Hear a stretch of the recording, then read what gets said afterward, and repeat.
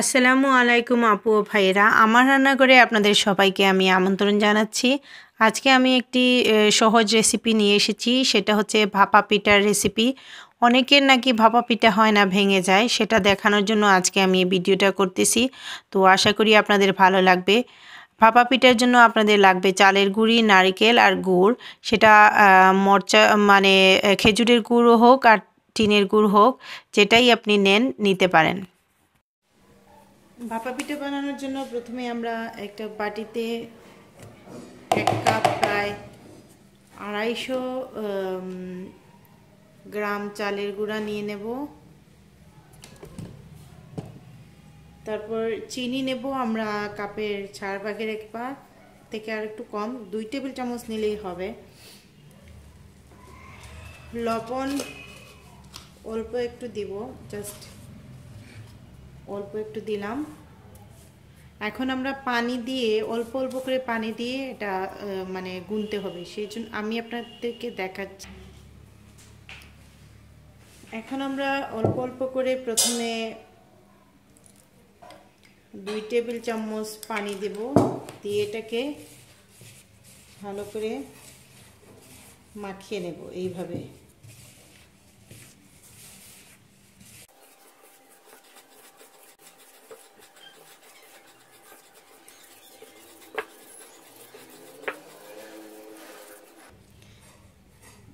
আর একটু পানি লাগবে আমাদের।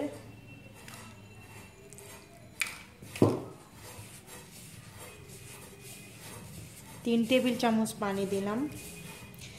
ভাপা পিঠার কিন্তু এই গুঁড়ি করাটাই হচ্ছে সবচেয়ে হার্ড জিনিস। যদি গুঁড়িটা ঠিকমতো না হয় ভাপা পিঠা হবে না, সেই জন্য গুঁড়িটা আপনারা ভালো করে করে নিতে হবে।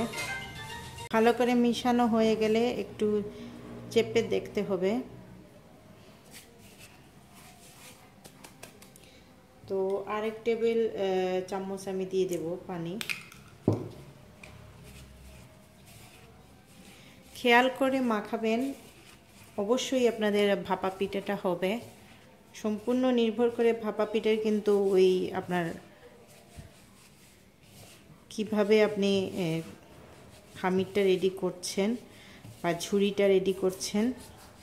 ভালো করে প্রত্যেকটা মানে আমরা চিনি দিছি আমি আসলে চিনি না দিয়ে আমাদের এখানে সিলেটে বলে এই বিরন চাল বা বিন্নি চাল, সেটা অল্প গুঁড়া করে দিয়ে দেই, সেক্ষেত্রে আরও টেস্টি হয় আর স্টিকি হয়। তো বিরন চাল সব জায়গায় অ্যাভেলেবল না, তাই আমি আজকে চিনি দিলাম যাতে আপনাদের হেল্প হয়। আর চালের গুঁড়োটা আসলে খেতে একটু মানে কীরকম লাগে, সেই জন্য একটু চিনি দিলে খেতে একটু টেস্ট হয়। তো আমার মনে হয় আমরা আমাদের প্রয়োজনীয় খামিরটা পেয়ে গেছি। এই হচ্ছে আপনাদের খামির। এখন এটাকে আমি চেলে নেব। তো আমরা এখানে প্রায় 1 কাপ চালের গুঁড়িতে আমরা 4 টেবিল চামচ পানি দিয়েছি। তো পরের স্টেপটা আমি দেখিয়ে দিচ্ছি। আপুরা, আমরা গুঁড়িটা রেডি করার পর আমাদেরকে এইভাবে চালনিতে চেলে নিতে হবে দানা টানা এফেক্টটা আনার জন্য।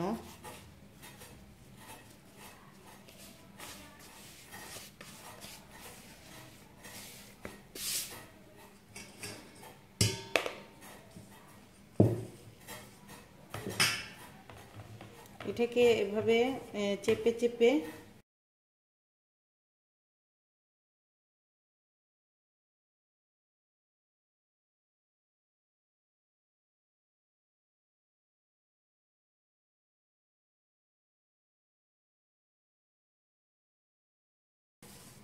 আমাদের চালানো হয়ে গেছে। এখন আপনারা দেখতে পারবেন, এই দেখুন কি সুন্দর দানা দানা হয়েছে। এখন আমরা আপনাদেরকে দেখিয়ে দেব পরের স্টেপটা কি করতে হবে। তো আপুরা, আমাদের গুঁড়িটা বানানো রেডি। তারপর আমরা গুড় নিয়ে নিলাম। গুড় আপনারা যে কোনোটা নিতে পারেন, আমি এখানে খেজুরি গুড়টা নিয়েছি। এখানে আছে আমাদের নারকেল কুড়ানো, আস্তা নারকেল চাইলেও দিতে পারেন, সমস্যা নাই। এরকম ছোটো বাটি লাগবে। তো আমি প্রথমে দেখিয়ে দিচ্ছি।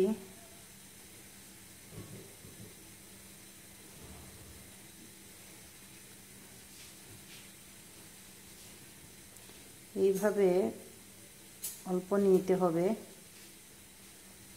তারপর নারকেল দিয়ে দিলাম, অল্প গুড় দিয়ে দিলাম,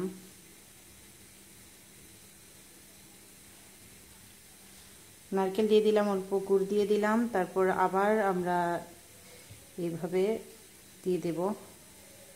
বেশি চাপ দিতে যাবেন না, অল্প চাপ দিয়ে এইভাবে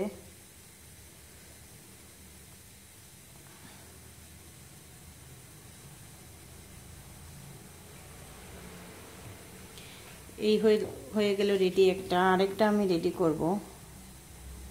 তারপর আবার নারকেল দেব, একই নিয়মে আবার গুড় দেব, আবার আমি গুড়ি দেব।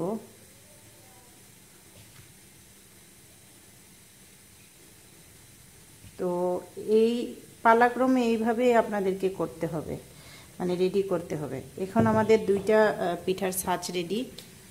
এই ছাঁচের জন্য আমরা এভাবে কাপড় নিতে পারি, মসলিন পাতলা কাপড় নিতে পারেন। এরকম 2 টুকরা লাগবে দুইটার জন্য।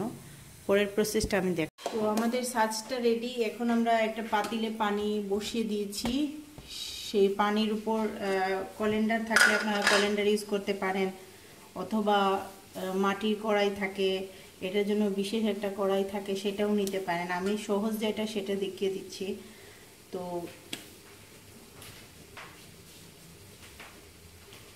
তারপর আমাদেরকে কি করতে হবে, এইভাবে পাটির উপর কাপড়টা এইভাবে রেখে দিতে হবে। বাটির উপর কাপড়টা রেখে এইভাবে চেপে এইভাবে বসিয়ে দিতে হবে।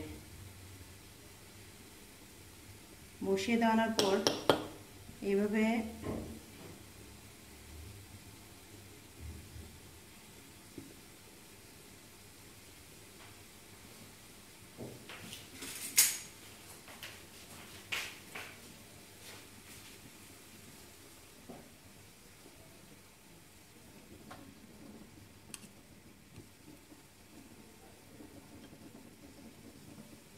বসানোর পর আমরা এভাবে ঢেকে রেখে দেব।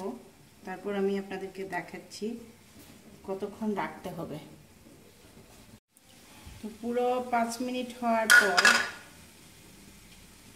আমরা নতুন একটা নিব, আর পুরো 5 মিনিট হওয়ার পর চুলার আঁচটা একটু কমাবো, যাতে আমার হাতে তাও না লাগে। আস্তে করে আমরা 4 ধার ধরে এটা তুলে নেব।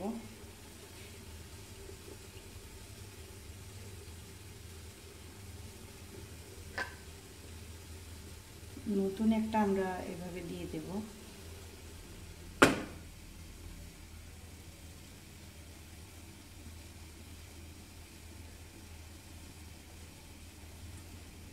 খুব কেয়ারফুলি করতে হবে যদি কলিন্ডারে করেন, কারণ কলিন্ডারে অনেক গর্ত থাকে আর মানে চুলার ভাপটা উঠে। আমি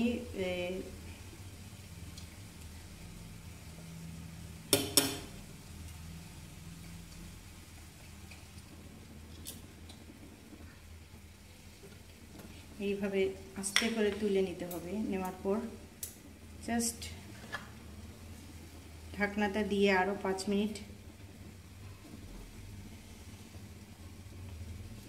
দেওয়ার পর আমি আরও 5 মিনিট অপেক্ষা করব। তারপর আপনাদেরকে দেখাবো। চুলার আঁচটা মাঝারি থাকবে।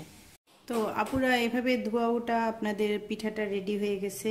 আমি আপনাদেরকে ভেঙে দেখাচ্ছি ভিতরটা আবারও দেখুন।